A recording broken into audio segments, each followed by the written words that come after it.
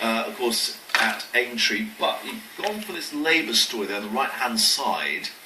Now, this is interesting because it's sort of going 180 degrees on the benefit story, all the concentration so far on Osborne and Cameron. But what are we learning over this one? Well, this is, sorry. Well, the Telegraph reflecting the fact that to a lot of people, I think the Tories have been seen to be making the running, and for a large reason that they have defined the debate. A lot of the vernacular coming out of the Department for Work and Pensions talks about scroungers, intergenerational poverty, a lifestyle choice for welfare claimants.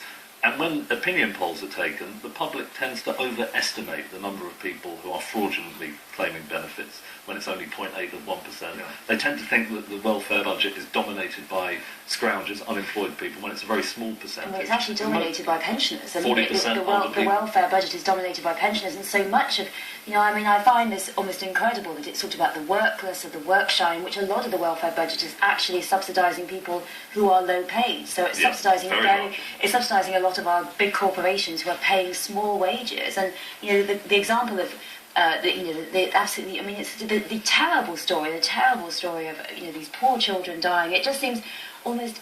It is bizarre because the Philpott case. The Philpott case. So they trying to connect the two issues. He was work shy. He didn't work, and he was a product of the benefit system. I mean, this is where it's all come from. This generation of this kind of media storm. But I mean, it's a suggestion that if he worked, he wouldn't have done this because he wasn't doing it for money. He was doing it to get back at his mistress. I thought it was pretty disgraceful. However, if you look at the issue that's actually examined here in the Telegraph piece.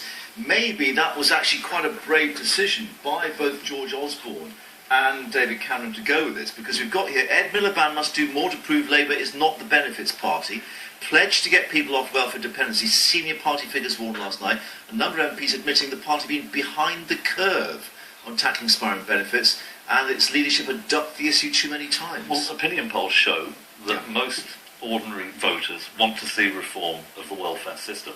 And that presents Labour with a huge challenge. I mean, one thing they can do is present the facts to, as it were, make sure the public recognises that most benefits are on older people, 40%, a large proportion on poor families, working tax credits, and so on and so forth. But the other thing they need to do is they need to be bold in responding to this. And I think that if they just say, we are the party of welfare, that will not be a vote winner. They have to come out. And is this because of all the baggage that goes with this debate? David Cameron was calling for a debate on it, but you can't really have a sensible debate because of all the issues that get tagged onto it. I think you're absolutely right, Mark. I think it gets very emotive. People get very emotive. They say, and people always.